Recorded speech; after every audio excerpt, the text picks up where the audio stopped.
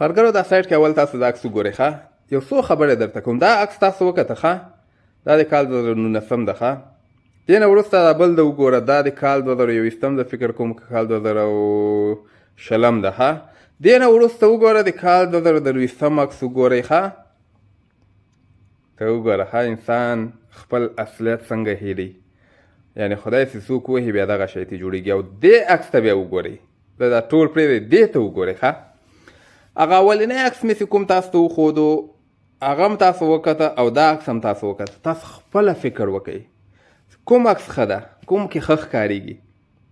خدای څوک ووایي که نه ځان نه دغه شی بیا جوړي. دا ما یو وخت کې فکر کوم په شمشاد کې یو تلویزیون و که نه، شمشاد کې یو تلویزیون و دلته. نو په دغه تلویزیون کې دا ما کتلې وله داسې تبصرې کولې، خبرې کولې، په پروګرامونه یې کول. هغه د 2018-19 خبره ده. خو د دې دا عکسونه چې کله ما وکته زه په حیران پاتې شوم چې دا وګوره مطلب خارج ته دوی لاړ شي. نه پوهېږم چې دوی ته خارج څه ښکاري.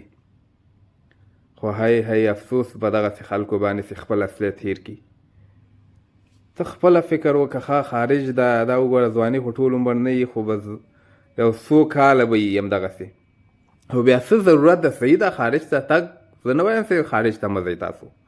بعضې خلک خپل اصلیت او خپل هغه نه دومره هغسې که نه واوړي ورنه چې موږ هم حیران پاتې چې دا خلک ولې داسې کوي.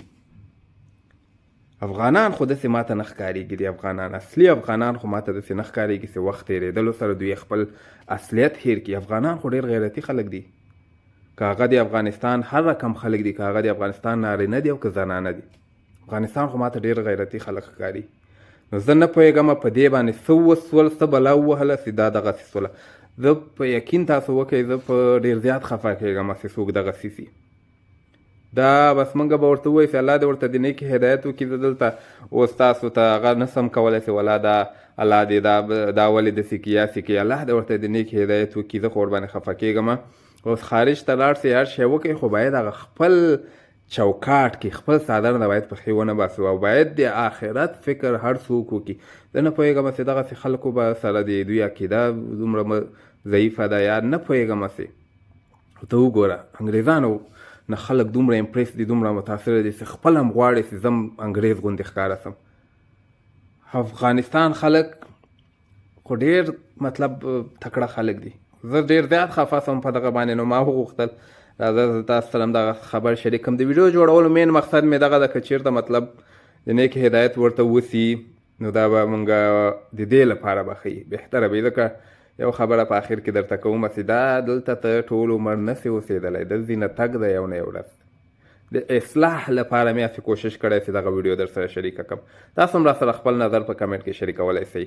نور ښه وخت ولرئ. الله په